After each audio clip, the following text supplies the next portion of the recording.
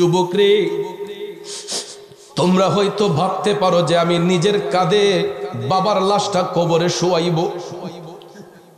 এ যুবক, এই ধারণাটা একেবারে ভুল। কারণ সন্তানের কাঁধেই শুধু পিতার লাশ বহন করা হয় না। পৃথিবীতে এমন কিছু মুহূর্ত আসে রে, অনেক সময় দেখা যায় পিতার কাঁধেও সন্তানের লাশ বহন করতে হয়, ঠিক না? শুধু সন্তানের কাঁধের মধ্যেই পিতার লাশ বহন হয় না। এমন কিছু কিছু সময় আছে, কিছু কিছু মুহূর্ত আসে, দেখা যায় পিতার কাঁধেও সন্তানের লাশ বহন করতে হয়।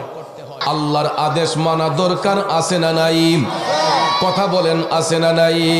কিন্তু লক্ষ্য করে দেখবেন, আল্লাহ আদেশ করেছেন মাতা পিতার খেদমতের জন্য, কিন্তু এই সমাজের মধ্যে দেখবেন কিছু কিছু সন্তান আছে যারা অহরহ বাবার মনে কষ্ট দেয়, অহরহ মায়ের মনে কষ্ট দেয়। এমন সন্তান পৃথিবীতে আছে না নাই? দেখেন আল্লাহ রাব্বুল আলামিন পরবর্তী আয়াতে কারিমায় এটাও বলে দিয়েছেন, ইম্মা ইয়াবলুগান্না ইনদাকাল কিবরা আহাদুহুমা আও কিলাহুমা ফালা তাকুল লাহুমা উফফিন ওয়ালা তানহারহুমা ওয়া কুল লাহুমা কাওলান কারীমা।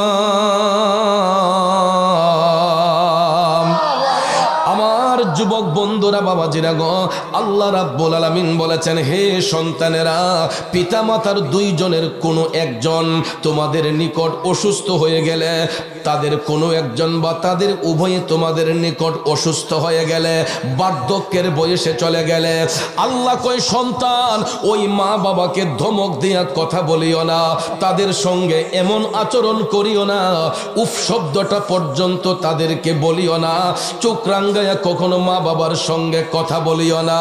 ভাইয়ার আমার, বন্ধুরা আমার, কারণ মা বাবার সঙ্গে সন্তানগুলা যখন অপরাধ করে, বেয়াদবি করে, সমাজের কোনো মা বাবা সন্তানকে অন্তর থেকে অভিশাপ দেয় না, কিন্তু মা বাবার দিলের মধ্যে যেই কষ্টটা অনুভব হয়, এই কষ্টটা আমার আল্লাহর আরশে যাইয়া, আল্লাহর আরশটা তখন থর থর কইরা কাইপা উঠে। আল্লাহু আকবার।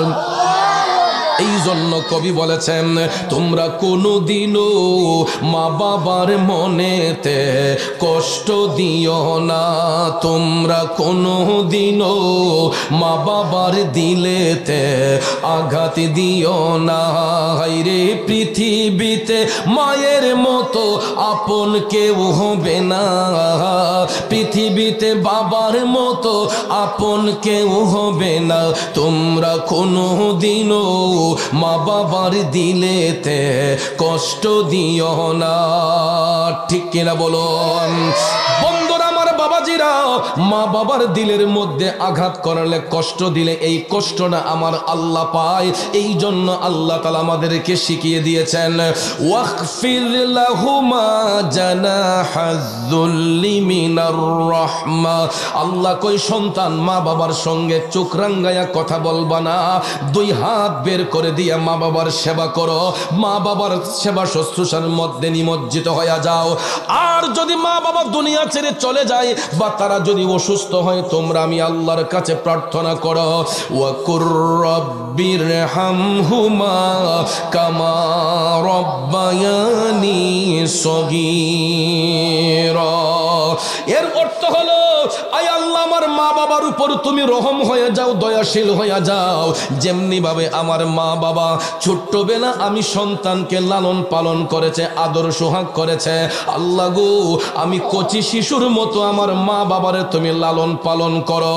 বাবাজিরা আমার, এই আয়াতে পাকের ব্যাখ্যা দিতে যাইয়া তাফসির রুহুল বয়ান প্রমাণ করেছে, সন্তান যখন চোখের পানি ছাইরা আমার আল্লাহর কাছে যখন এই অ্যাপ্লিকেশন করে, আমার আল্লাহ কয় ওই সন্তানের চোখের পানিটা জমিনে পড়ার আগেই আমি আল্লাহ তার মা বাবার রুহের উপর খুশি হইয়া যাই। চিল্লাইয়া কন্যা সুবহানাল্লাহ। ওই আমার ভবানীপুরের বাবাজিরা, এ যুবক বন্ধুরা রে, এই সামিয়ানার নিচে আজকে যেই সন্তানগুলা বসেছে, এরা বড় ভাগ্যবান রে। কারণ এই মাহফিল হওয়াতে শুধু আমরাই আজকে খুশি না, ওই এলাকার কবরবাসী রুহগুলো আজকে আরো বেশি খুশি। তাদেরকে দেখি না, কিন্তু রুহগুলা কিন্তু আমাদেরকে দেখতেছে। আজকে যারা মা হারাইয়া বসছো, আজকে যারা বাবা হারাইয়া বসছো, ওই বাবার রুহটা সন্তানের দিকে তাকাইয়াছে রে, ওই মা রুহটা সন্তানের দিকে তাকাইয়াছে। কখন মাহফিলটা শেষ হবে, হুজুর কখন হাত উঠাইয়া সবাই নিয়ে বলবে ওয়াকুর রব্বির হামহুমা কামা রব্বায়ানি সগীরা, ওই ডাক্তার অপেক্ষা করতেছে কবরবাসীরা। এই জন্য ওই সামিয়ানার নিচে আজকে যেই সন্তানগুলা বাবা হারাইয়া মা হারাইয়া স্বজন হারাইয়া বসছে গো, এরা বড়ই ভাগ্যবান। কিন্তু তাকাইয়া দেখেন ওই মাহফিলটাকে ঘিরে আজকে কত মানুষ গিয়ে দেখেন রাস্তায় ঘোরাঘুরি করতেছে, কত মানুষ গিয়ে দেখেন রাস্তার মোড়ে বৈশা মোবাইল ফোনে ছক্কা খেলতেছে। আর আমরা নবীর প্রেমিক গুলাকে আল্লাহ তাআলা এই মুহূর্তে দুনিয়ার অপকর্ম থেকে দূরে রেখে একটা সুন্দর পরিবেশে বসার সুযোগ দিয়েছেন। কথা কোন ঠিক কিনা? আরে মা বিনে বান্ধব নাই রে, মা বিনে বান্ধব নাই রে, এই যে সোনার দুনিয়ায় ভেবে দেখো কি করছো এই মায়ের লাগিয়া, ভেবে দেখো কি করছো এই মায়ের লাগিয়া। যুবক বন্ধুরা, একটা বার শৈশবের কথা চিন্তা করো রে। বয়সটা যখন আমার 1 মাস 2 মাস 3 মাস 2 বছর পর্যন্ত ওই শিশু বাচ্চা মায়ের কোলে প্রস্রাব করে, পায়খানা করে। অনেক সময় দেখা যায় শীতের দিনে একটা কাপড় ভিজাইয়া দিছে, মা এটা খুইলা আরেকটা কাপড় পরাইয়া দিছে। এই রকম ভাবে যুবক দেখবা ছোট্ট শিশুগুলাকে এই শীতের দিনে ঘন ঘন বাচ্চা প্রস্রাব করার কারণে, পায়খানা করার কারণে ওই মা চুলার মধ্যে গরম পানি কইরা, গরম পানি দিয়া বাচ্চার গায়ে ঠান্ডা না লাগার জন্য ওই বাচ্চাটার প্রতি কত যত্ন করে একটা মা। সুন্দর করে দেখবেন তেল সাবান দিয়া বাচ্চাটারে পরিষ্কার কইরা তুলতুলে করে আস্তে আস্তে গালি মুখে চুম্বন দিয়া সন্তানটারে মা বড় করে। কিন্তু এই সমাজের মধ্যে মায়ের আদর সোহাগ ভালোবাসা পাইয়া বড় হইয়া কোন সন্তান চোখ রাঙ্গাইয়া মা বাবার সাথে কথা বলে, মা বাবার শরীরের উপর আঘাত করে। এ বন্ধু, ওই সমস্ত লোকগুলার কবরের মধ্যে জাহান্নামের আগুন জ্বলে। যেই সন্তানগুলা মায়ের উপর হাত উঠায়, বাবার উপর হাত উঠায়, যেই সন্তানগুলা মার সাথে বিয়াদবি করে, বাবার সাথে বিয়াদবি করে, ওই সন্তানগুলাকে আমার মদিনার কামলিওয়ালা নবী জাহান্নাম দেখতে যখন গিয়েছিলেন তখন রসুল দেখেছেন এদেরকে আল্লাহ কবরের ভিতর জাহান্নামের আগুন দিয়া জ্বালায়। কারণ জানতে চাইলে জিবরাইল আলাইহিস সালাম বলেছিলেন, নবী গো, এরা আপনার উম্মতের মধ্যে একদল লোক, দুনিয়ার জমিনে এরা মা বাবার মনে কষ্ট দিত, আঘাত দিত। তাইলে যুবক আপনারা বলুন, মাতা পিতার সম্মান দেওয়া দরকার আছে না নাই? কথা কোন আছে না নাই? এবার দেখেন হাদিস শরীফের মধ্যে আমার দয়াল নবীজি কেমনে মা বাবাকে সম্মানিত করেছেন। আন আবি হুরায়রা রাদিয়াল্লাহু তাআলা আনহু জাআ রাজুলুন ইলা রাসূলুল্লাহি সাল্লাল্লাহু আলাইহি ওয়াসাল্লাম ফাকালা ইয়া রাসূলাল্লাহ সাল্লাল্লাহু আলাইহি ওয়াসাল্লাম মান আহাক্কু বিহুসনি সাহাবাতি ক্বালা উম্মুকা ক্বালা সুম্মা মান ক্বালা উম্মুকা ক্বালা সুম্মা মান ক্বালা উম্মুকা ক্বালা সুম্মা মান ক্বালা সুম্মা আবুকা মুত্তাফাকুন আলাইহি। চিৎকার মেরে কি সুবহানাল্লাহ বলবেন না? বুখারী এবং মুসলিম শরীফের হাদিস। হযরতে আবু হুরায়রা রাদিয়াল্লাহু তাআলা আনহু হাদিস কানা বর্ণনা করেছেন। তিনি বলতেছেন, আমার দয়াল নবীর একজন সাহাবী দয়াল নবীর কদম মুবারকে যাইয়া নবীর কদমে আরজ করলেন, ইয়া রাসূলুল্লাহ, নবী গো, মান আহাক্কু বিহুসনি সাহাবাতি, আমার কাছে সবচাইতে উত্তম আচরণ পাওয়ার অধিকারী এই পৃথিবীর মধ্যে কে? জবাবে রাসূল বললেন, উম্মুকা, তোমার মা। সুবহানাল্লাহ কোন? সাহাবী আবার বললেন, ক্বালা সুম্মা মান, ইয়া রাসূলুল্লাহ, তারপরে কে? দ্বিতীয়বার আমার দয়াল নবী আবারও বললেন, উম্মুকা, তোমার মা। সাহাবী তৃতীয়বার আবার প্রশ্ন করলেন, নবী গো, সুম্মা মান, তারপরে কে? রাসূল বললেন, উম্মুকা, তোমার মা। কয়বার? সাহাবী চতুর্থবার আবার প্রশ্ন করলেন, ইয়া রাসূলুল্লাহ, তারপরে কে? চতুর্থ প্রশ্নের জবাবে দয়াল নবী বললেন সুম্মা আবুকা, অতঃপর তোমার বাবা। বাবার কথা কয়বার? মায়ের কথা কয়বার? এখন প্রশ্ন হলো, বাবার কথা একবার বলাতে কি বাবা ছোট হয়ে গেছেন? মায়ের কথা 3 বার বলাতে কি মা অনেক বড় হয়ে গেছেন? ভবানীপুরের বন্ধুরা, বাবাজিরা, আমার দয়ার সাগর নূর নবীজি মা দুঃখিনীকে 3 বার সম্মান দেওয়ার পিছনে একটা কারণ রেখেছেন। বাবার সম্মান একবার হওয়ার পিছনে একটা কারণ আছে। ওই 4টি কারণের আলোচনা করে আজকে মাহফিল শেষের দিকে নিয়ে যাব। শেষ পর্যন্ত বসতে রাজি আছেন না নাই? আসুন সামনে যাই। সাহাবীর প্রথম প্রশ্নের জবাবে আমার দয়াল নবী কেন মাকে সম্মানিত করলেন? এ বন্ধুরা, আমার বাবাজিরা, প্রথমবার সম্মানিত হওয়ার একটাই কারণ, বাবার সঙ্গে যখন মায়ের পবিত্র বন্ধন হয়েছে, আল্লাহ রাব্বুল আলামিন তখন ওই মায়ের ভবে সন্তানকে দান করে। ঠিক কিনা? 2.5 থেকে 3 মাস যখন পার হয়ে যায়, মায়ের ভবে সন্তানের রুহটাকে আমার আল্লাহ দান করে দেয়। এরপরে মায়ের রক্ত মাংস খাইয়া ওই বাবুটা আস্তে আস্তে মায়ের পেটে বড় হতে থাকে। লক্ষ্য করে দেখবেন 7 মাস 8 মাস যখন পার হয়ে যায়, বাচ্চা গর্ভে নিয়া অনেক মায়ের চেহারাটা মলিন হয়ে যায়, অনেক মায়ের হাতগুলা চিকন হয়ে যায়, পাওগুলা চিকন হয়ে যায়।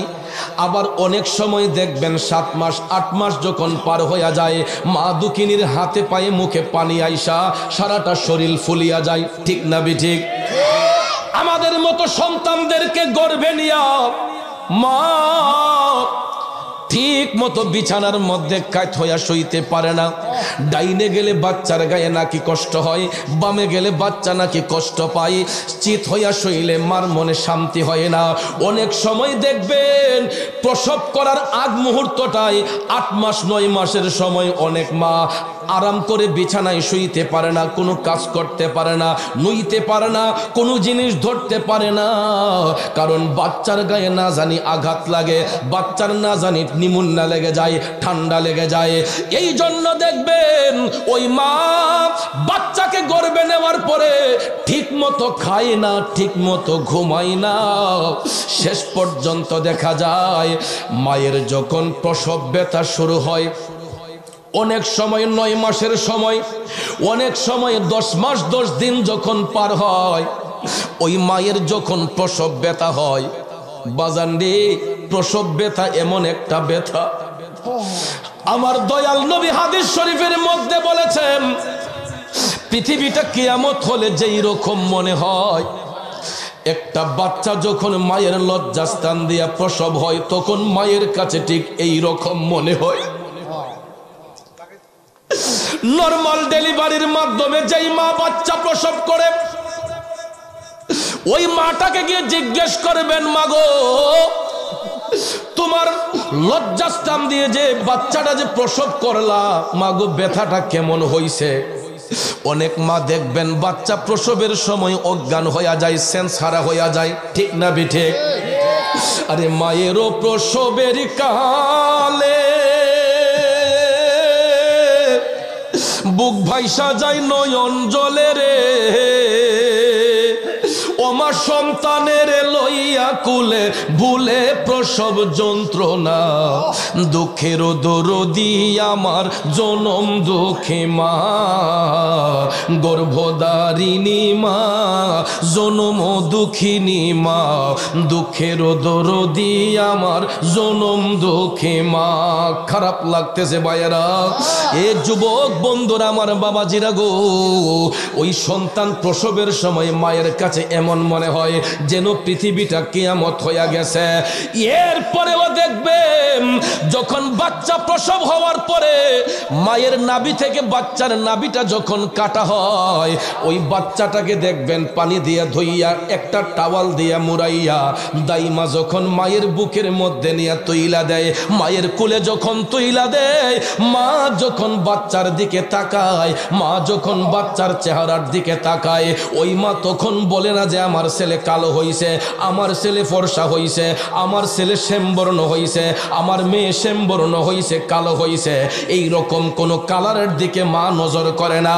যেই কোনো কালার হোক, নাক বুচা হোক, চোখ বাঁকা হোক, মুখটা বাঁকা হোক, মা যখন বাচ্চাটারে কোলের মধ্যে নেয়, ওই বাচ্চার চেহারার দিকে তাকানোর সাথে সাথে 10 মাস 10 দিনের প্রসব বেতার জ্বালা দুঃখিনী মা সেকেন্ডের মধ্যে ভুলে যায়। ঠিক না বিঠে?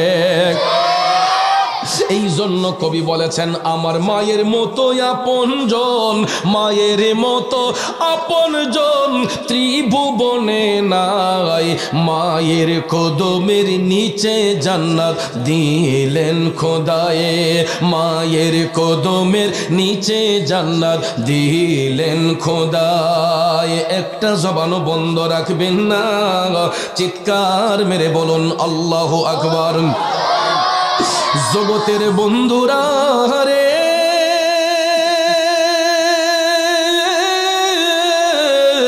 ও ভবানীপুরের বাবাজিরা গো, আমার সম্মানিত মা বোনরা যারা শুনছেন, বাচ্চা কুলে নেওয়ার সাথে সাথে 10 মাস 10 দিনের প্রসব বেতার জ্বালা সেকেন্ডের মধ্যে ভুলে যাওয়ার কারণে হাদিসে মোবারকায় আমার মদিনার কামলিওয়ালা নবী প্রথমবার মাকে সম্মানিত করেছেন।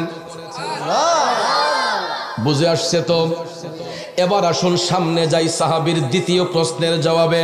রসুল আবারও বলেছিলেন, তোমার সবচেয়ে সৌজন্যমূলক আচরণ পাওয়ার অধিকারী মা, দ্বিতীয়বার কেন মাকে সম্মানিত করা হলো?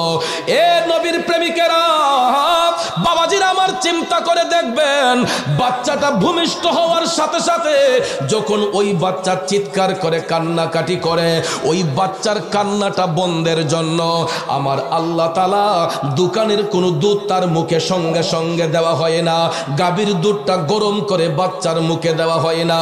ওই বাচ্চার কান্না নিবারণের জন্য আমার আল্লাহ ওই বাচ্চার জন্য এমন একটা পুষ্টিকর খাবার, এমন একটা স্বাস্থ্যসম্মত খাবার আল্লাহ তাআলা তৈরি করে দেয়। বাচ্চা দুনিয়ায় ভূমিষ্ঠ হওয়ার সাথে সাথে আমার আল্লাহ ওই দুঃখিনী মায়ের 2টা স্তন খুলে দেয়। কথা কোন ঠিক কিনা? বাচ্চা দুনিয়াতে আসার আগ মুহূর্ত পর্যন্ত মায়ের স্তনের মধ্যে কোনো খাবার থাকে না, কিন্তু বাচ্চাটা জন্ম হওয়ার সাথে সাথে, এটা মানুষের বাচ্চা হোক, পশুর বাচ্চা হোক, দেখবেন বাচ্চা আসার সাথে সাথে আল্লাহ তার খাবারও নির্ধারণ করে। বাবাজিরা আমার, ওই কান্না বন্ধের জন্য বাচ্চার মুখে যদি দুনিয়ার গাভীর দুধটা গরম করে দেওয়া হইতো, ওই বাচ্চার ঠোঁটটা পুড়ে যাওয়ার সম্ভাবনা থাকতো। দুধটা যদি ঠান্ডা হইতো, পেটের মধ্যে ফুড পয়জন দেখা দিতে পারত। দোকানের লেট্টোজেন দুধ বলেন, যত দামি দামি দুধ বলেন, এইগুলা যদি গরম কইরা বাচ্চার মুখে দেওয়া হইতো, অনেক সময় বাচ্চার মুখ পড়ে যাওয়ার সম্ভাবনা থাকতো, পেটের মধ্যে ফুড পয়জন দেখা দিতে পারত কিনা? কিন্তু আমার আল্লাহ ভূমিষ্ঠ হওয়ার পরে বাচ্চার কান্না নিবারণের জন্য এমন একটা পুষ্টিকর খাবার মায়ের স্তনে আল্লাহ দান করছে।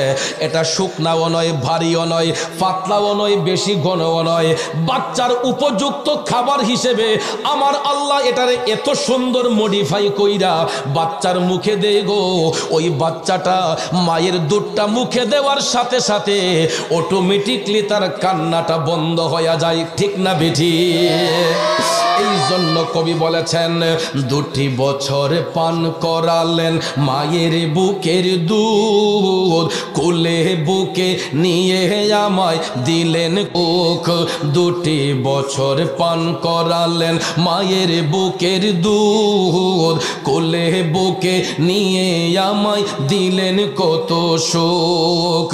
কিভাবে সেই মাকে ছেলে মন্দ কথা বলে, মা কেন এত দামি জানে না সকলে, জানতো যদি পড়তো দেখে কোরআন হাদিস খুলে।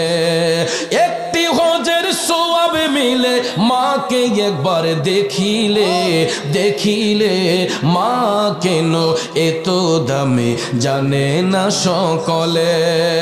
কথা বলেন ঠিক কিনা?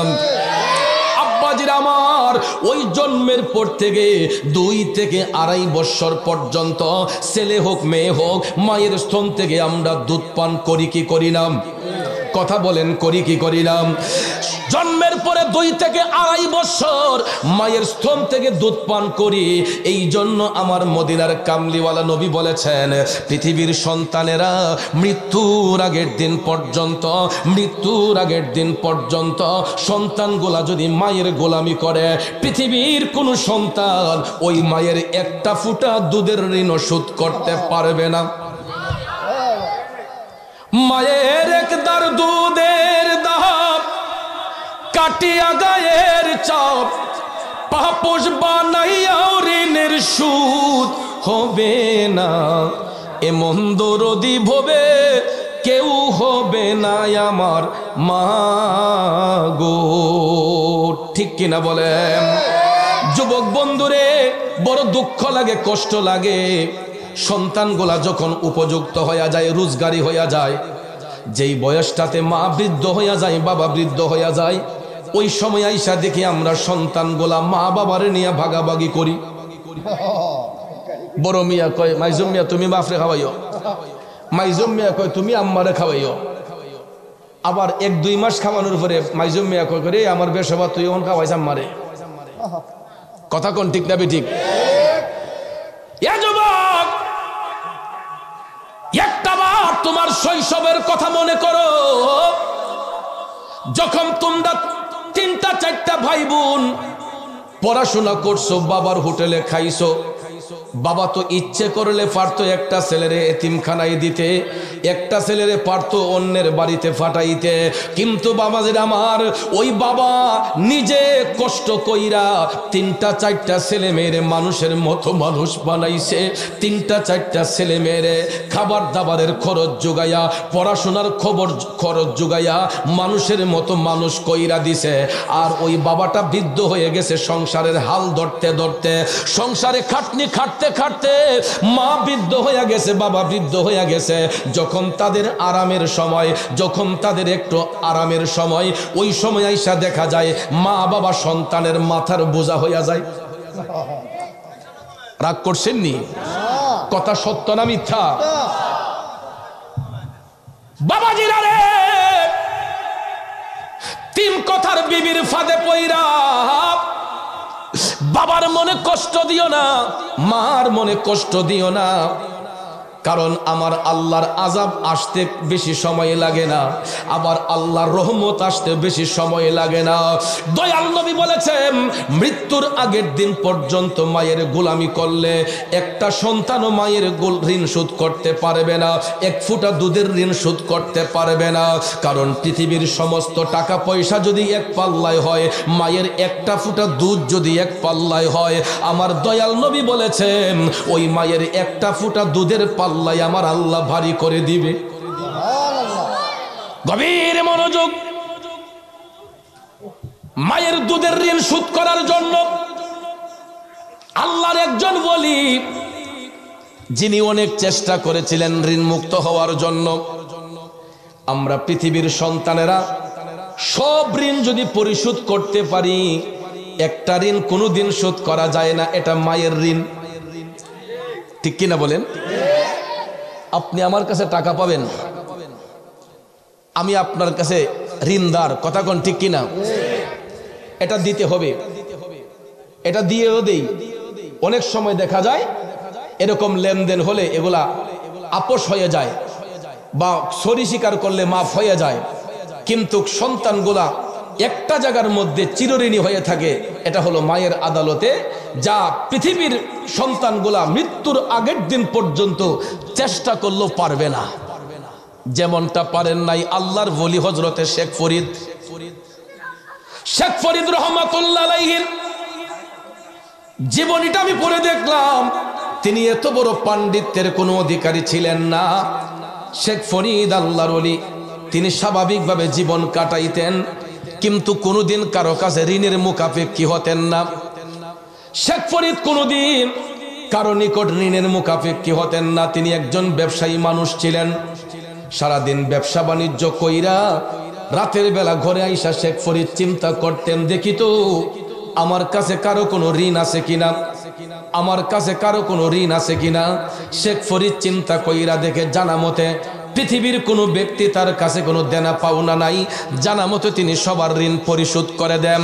এই রকম ভাবে বাবাজিরা আমার প্রতিটা রাত শেখ ফরিদ রাতের বেলা শুবার ঘরে যাইয়া চিন্তা করতেন, দেখি তো আমি কারো কাছে কোনো ঋণগ্রস্ত আছে কিনা। অনেক চিন্তা ভাবনা কইরা শেখ ফরিদ ব্যর্থ হইয়া যাইতেন, জানা মতো কোনো ঋণ নাই। প্রতিদিনের নিয়ায় ভাবতে ভাবতে ভাবতে গো আল্লাহর বলি শেখ ফরিদ রাতের বেলা শুইয়া চিন্তা করতেছেন, দুনিয়ার কোনো মানুষের কাছে আমার লেনা দেনা না থাকলেও আমি তো একটা জায়গার মধ্যে ঋণী হয়ে আছি, আমি তো আমার মায়ের কাছে ঋণী।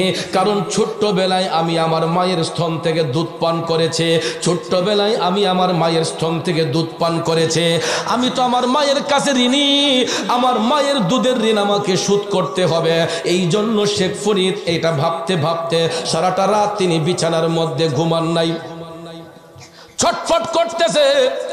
ছটফট করতে করতে করতে বাবাজির আমার রাত যখন শেষ হইয়া গেল, ঠিক ফজরের পূর্ব মুহূর্তে হঠাৎ করে মসজিদের এলান শোনা যাচ্ছে, আসসালাতু খায়রুম মিনান নাওম।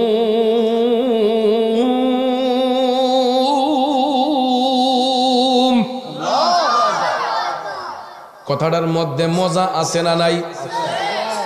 এই কথার দ্বারা কি মুয়াজ্জিন সাহেব কাউরে গালি দিছে, বকা দিছে? চিকন গলায় বলুক, মোটা গলায় বলুক, যেই কোনো সুরেই বলুক না কেন, মুয়াজ্জিন সাহেব ফজরের টাইমে বলে আসসালাতু খায়রুম মিনান নাওম, ঘুম থেকে নামাজ ভালো, ঘুম থেকে নামাজ ভালো। ঠিক কিনা কোন? কিন্তু দুঃখ লাগে ওই জায়গায় আমাদের দেশের মধ্যে এখন কিছু কিছু মানুষ কয় না আমাদের ঘুমটাই ভালো। ঠিক নেই? আমাদের দেশের মধ্যে কিছু কিছু মানুষ বলে ঘুমটাই ভালো। কেন জানেননি বাবাজিরা আমার? আমার আল্লাহ 24 ঘন্টা দিয়েছেন, দিন রাতে 12 ঘন্টা দিন, 12 ঘন্টা রাত। দিন আমার আল্লাহ দিয়েছে রিজিকের তালাশ করার জন্য, রাত আমার আল্লাহ দিয়েছে আরামের জন্য। ঠিক কিনা? দিন আল্লাহ দিয়েছে রিজিকের তালাশ করার জন্য, রাত আমার আল্লাহ দিয়েছে আরামের জন্য। কিন্তু দেখা যায় আমরা এখন দিনের বেলা ফাহাশাই কাজের মধ্যে ব্যস্ত হই, এদিক সেদিক ঘোরাফেরা করে, বাবার হোটেলের মধ্যে খাইয়া কত যুবক যুবতী দেখবেন হাতের মধ্যে এই অ্যান্ড্রয়েড মোবাইল ফোন আছে না নাই? বাবারে যে লম্বা মুনাজাত, এই মুনাজাত যে 11টার পরে শুরু হয়, এটা শেষ হইতে হইতে ফজরের আগ টাইমে। কথা কোন ঠিক না ঠিক? এই যে মুনাজাত, মোবাইল মুনাজাত, সারাটা রাত ইদারে টিপতে আছে। কথা কোন ঠিক? দুইটা আঙ্গুল একবারে সুইরা থাকা, চোখটি গড়তে ঢুইকা জায়গা, এরপরে এটা তুইতো না। ঠিক না ঠিক? আর সারা রাত সজাগ থাকতে পারে। যখন মুয়াজ্জিন সাহেব বলে আসসালাতু খায়রুম মিনান নাওম, ঘুম থেকে নামাজ ভালো, তখন দেখবেন এই বেটার হাতের থেকে মোবাইলটা অটোমেটিক ফিরে যাবে। তখন দেখবেন এমন একটা মজার ঘুম লাগে। ঠিক না ঠিক? ওরে কেমন করে ঘুমাও তুমি, কেমন করে ঘুমাও তুমি, ফজর করে কাজা, এমনও তো হতে পারে জোহরে জানাজা, এমনও তো হতে পারে জোহরে জানাজা। যুবক রে, তোমরা হয়তো ভাবতে পারো যে আমি নিজের কাঁধে বাবার লাশটা কবরে শোয়াইব। এ যুবক, এই ধারণাটা একেবারে ভুল। কারণ সন্তানের কাঁধেই শুধু পিতার লাশ বহন করা হয় না। পৃথিবীতে এমন কিছু মুহূর্ত আসে রে, অনেক সময় দেখা যায় পিতার কাঁধেও সন্তানের লাশ বহন করতে হয়। ঠিক না? শুধু সন্তানের কাঁধের মধ্যেই পিতার লাশ বহন হয় না। এমন কিছু কিছু সময় আছে, কিছু কিছু মুহূর্ত আসে, দেখা যায় পিতার কাঁধেও সন্তানের লাশ বহন করতে হয়। কাইন্দা ফানা হয়ে গেছে আব্বা, এবার গৃহস্থিতে আড়াইয়া দান্ডা বেচছে, আমার হুন্ডাটা কিনা দন লাগবো। বাপ বিদেশ গেছে, কইছে আব্বা প্রথম মাসের বেতনটা ভাই আমার মোটর সাইকেল কিনা দন লাগবো। আসেনি? তারপরে আপনারা দেখবেন মোটর সাইকেলও বইল তো একজন মন্ত্রী মিনিস্টার। কথা কোন ঠিক না ঠিক? আমার মনে হয় বিমানও তো স্পিডে চলে না। আর বয়সটাও আনুমানিক 15, 16, 17 এরকম 20-এর ভিতরে, 15 থেকে 20-এর ভিতরে এই বয়সটি। বাবারে বাবারে, আমার মনে হয় পিকআপ জোট কান আছে, রাস্তার মাঝে যে কতলা মুর আছে, সামনে কোনো গাড়ি আসতেছে কিনা, পিছন থেকে কিছু আসতেছে কিনা, ইটা গোনার টাইমের আর নাই। ঠিক না ঠিক? হঠাৎ করে দেখা যায় আব্বা আম্মা আমি ভৈরব থেকে আসতেছি, ভবানীপুর থেকে নতুন মোটর সাইকেলটা নিয়ে বাবার কাছে বলছে আমি ভৈরব থেকে আসতেছি। ভৈরবের কথা বইলা দেখা যায় যাইতে যাইতে নরসিংদী চইলা গেছে। ঠিক নিও? আসার সময় দেখা যায় এমন কিছু মুহূর্ত আছে রে বাজান, গাড়ি তো শুধু একটা চলে না, শত শত গাড়ি রোডের মধ্যে চলাফেরা করে। ঠিক নিও? কিছু কিছু ডিস্ট্রিক্ট গাড়ি আছে, এগুলা দেখবেন আইনা ফাললে উপরে দুতুইলা দেয়। ঠিক না ঠিক? কিছু কিছু বড় বড় বাস আছে, আমরা যে প্রাইভেট কার চালাই মাঝে মাঝে এই প্লাস্টিক, আমরা বলে প্লাস্টিক, অথচ এই প্লাস্টিকের ভিতরে যে 2-4টা মানুষ আছে, ইটা গনার টাইম হেরান নাই। এই জন্য আমি প্রায় সময় ওয়াজ মাহফিলও বলি বড় গাড়ির চালক ভাইদেরকে যে আমরা ছোটরাও একটু হিসাব টিসাব কইরেন। আর মোটর সাইকেলও যারা চলে এরাও মনে করে যে আমি একলাই শিখিয়েছে, আমার তো মনে মনে আমি প্রধানমন্ত্রী হই। হঠাৎ করে দেখা যায় ওভার স্পিড মোটর সাইকেল দেওয়ার কারণে এগুলা গাড়ি যদি ফাঁস দিতে দেরি হয়, টান্ডা দিয়ে গিয়ে গাড়ি ফিরে এসে কয় ছাড় দিস না করে, আর উল্টা জারি দেয়। একটু শিখা শরীরে শক্তি বেশি যুবক, আর একটু শিখা তার শরীরে রক্ত গরম, আর একটু শিখা হুন্ডাত বসছে। ঠিক না ঠিক? হঠাৎ করে দেখা যায় ভবানীপুর থেকে ভৈরব যাইতে কত অনেকগুলা আঁকা বাঁকা আছে, ওভার স্পিড দেওয়ার কারণে সামন থেকে একটা গাড়ি আইসা হালকা করে যখন পাতলা বাড়ি মারছে, দেখা যায় মোটর সাইকেলের চাক্কাটা 2-3টা উলট পালট খাইয়া রোডের লামায় চলে গেছে। বাবাজিরা রে, চাক্কা এক জায়গায়, তার বডি এক জায়গায়, পাউটা উইরা গেছে আরেক জায়গায়। কয়েকজন ভদ্রলোক পাশ থেকে আইসা টাইনা তুলতে তুলতে দেখা যায় ডেড বডি হইয়া গেছে। পকেটে হাত দিয়া মানি ব্যাগটা পাইছে, মানি ব্যাগটা পাইয়া ওই ঠিকানা মতো বাড়িতে ফোন দিছে, কোথায় আপনি? অমুক। কি আপনার ছেলে? জি। কয় অমুক জায়গা থেকে আপনার বাচ্চার লাশটা আইসা রিসিভ কইরা নেন। দইরা দেখবেন বাবা পাগলের মতো যায়, লাশের কাছে গিয়া বইসা মাথায় থাপাইয়া কয় আয় হাই রে কি করলাম রে, মোটর সাইকেল তো কিন্না দিলাম না, এটা জম কিন্না দিছি, ওইটা কাল দিয়ে কিন্না দিছি। ভাই সন্তানের লাশটা বাবা কান্দা কান্দা বাড়িতে আনছে। এখন আপনারা বলুন, সন্তানের কাঁধে কি বাবার লাশ নাকি পিতার কাঁধে সন্তানের লাশ? পিতার কাঁধে সন্তানের লাশ। এই জন্য যুবক বাহাদুরি কইরো না, সলচাতুরি কইরো না, শক্তি দেখাইও না। এই শক্তি একদিন চোরমার হয়ে যাবে। মা বাবার মনে কষ্ট দিও না, তাদের দিলে আঘাত দিও না, কারণ একটা সংসারকে চালাইতে গিয়া বাবাটা দিনকে দিন বলে না, রাতকে রাত বলে না, এত পরিশ্রম করে গো। ওই বাবার হোটেলে খাইয়া বাবারে থ্রেট দিও না, বাবারে কষ্ট দিও না। আর আমি যেটা বলেছিলাম, ফজরের টাইমে মুয়াজ্জিন সাহেব বলছে আসসালাতু খায়রুম মিনান নাওম, ঘুম থেকে নামাজ ভালো, ঘুম থেকে নামাজ ভালো। এই কথাটা শোনার সঙ্গে সঙ্গে নামাজি ব্যক্তি যারা হয়, মুমিন ব্যক্তি যারা হয়, এরা 7 রাতের জাগনা হইলেও বিছানার মধ্যে পিঠ রাখতে পারে না। 7 রাতের জাগনা হইলেও যারা ফজর ফরিন না ব্যক্তি, এরা দেখবেন অটোমেটিকলি চুক্তিকা ঘুম জাগা। কথা কোন ঠিক কিনা? যুবক ভাইয়ের আমার, শেখ ফরিদের মা আজানের ধ্বনি শোনার সঙ্গে সঙ্গে তিনি জাগ্রত হয়ে গেলেন ফজরের নামাজ পড়ার জন্য।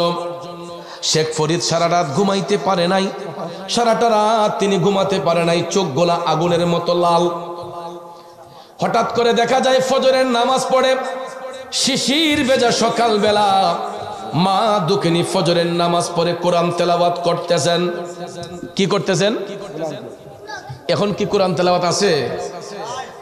আমরা যখন ছোটবেলা আসলাম, এটা আজ থেকে প্রায় 25-30 বছর আগের কথা বলতেছি, 25-30 বছর আগেও দেখছি আমরা যখন ছোট ছিলাম, এদের বয়সে ছিলাম, 25-30 বছর আগেও দেখছি সকালবেলা মক্তব থেকে বাইরেছি, এমন সময় দেখছি লাম্বা বাড়ির উঠানে আমার বাপ চাচারা উঠানে চাটি বিছাইয়া তারা ফজরের নামাজ পড়া সব বাইরা মিল্লা বইয়া কোরআন শরীফ তেলাওয়াত করছে। আমার মা চাচিরা ফজরের নামাজ পড়া দেখছি তারা কোরআন শরীফ তেলাওয়াত কইরা ঘর বাড়ি ঝাড়ু দিয়া বিসমিল্লাহ কইয়া চুলায় আগুন দিছে। কথা বলেন, এখন তো লাকড়ির চুলাও না, তখন তো লাকড়ির চুলা আছেন, আর এখন ঘরে ঘরে এলপি গ্যাস। আর গ্যাসও এমন গ্যাস, আগে তো মেস টুকা দিয়া গ্যাস জ্বালানি লাগতো, এখন মেসও লাগে না চেয়ারম্যান সাহেব, এটা টিপ দিলেই ফাল দাগুন উঠে জায়গা। কথা কোন ঠিক যাবে ঠিক? ওটু চুলা টিপটা মার লই ফালদা আগুন উঠে জায়গা। কে রাত দোয়া কের ফাও দোয়া, চোখ কষ লইয়া সারা রাত টেলিভিশন দিকা মোবাইল টোবাইল টিপকা 9টা-10টা বাজে, এমন সময় চোখ কষ গিয়ে আগে টিপ মারছে। এখন খাবার খাইয়া বাইসাবে কইতা কিতার আনছে কুস্তা মজা না, শ্বশুরে কইতাছি যে কিতার আনছে কুস্তা মজা না। মজার কাম করছি না আমরা, মজার কাম করলে না মজা লাগতো। খাবারের একটা তরতিব আছে মিয়া, কথা কোন ঠিক কিনা? খাবার খালি মহিলারা রান্নলেই হইতো না, ওই মহিলা দেখতে হবে তার আমলি কিনা, নামাজি কিনা, তার মধ্যে পবিত্রতা আছে কিনা। কারণ রান্নার মধ্যে, রান্না ও খাবারটাই আল্লাহর নিয়ামত। আর তুহুরু শাত্রুল ইমান, পবিত্রতা হইছে ইমানের অঙ্গ। চুলায় যাওয়ার আগেও উজু করে যাইতে হবে। তাইলে একটা পবিত্র অবস্থায় একজন মা বোন যখন চুলার মধ্যে রান্না করবে বিসমিল্লাহ শহীদ, দেখবেন এটা শুটকির ভর্তা হইল, এটা খাইতে অমৃত লাগবে। কথা কোন ঠিক কিনা? এই জন্য ভাইয়ার আমার, বেনামাজির হাতের খাবার মজা থাকে না, বেনামাজির হাতের কোনো জিনিসের মধ্যে বরকত থাকে না, বেনামাজির ঘরের মধ্যে আল্লাহর রহমত থাকে না। এই জন্য যুবক ভাইয়ারা শুনো রে, আল্লাহর ওলি শেখ ফরিদের মা তিনি ফজরের নামাজ পড়লেন। ফজরের নামাজ পড়া মা দুঃখিনী কোরআন শরীফ তেলাওয়াত করতেছে। এমন সময় দেখা যায় আল্লাহর ওলি শেখ ফরিদ মায়ের পিছনের মধ্যে গিয়া দাঁড়াইলেন।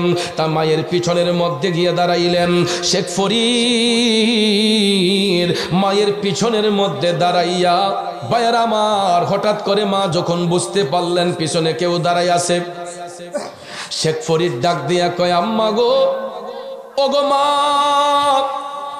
আমি তোমার কাছে একটা দাবি নিয়ে আসছি গো। সন্তানের চেহারার দিকে মা তাকাইয়া দেখতাছে, চোখ দুইটা আগুনের মতো লাল। দুঃখিনী মা ডাক দিয়া কয়, শেখ ফরিদ, কিরে শেখ ফরিদ, এখনো কি তুমি ঘুমাও নাই? আল্লাহর ওলি শেখ ফরিদ কয়, মা গো, ঘুমাইতে পারি নাই।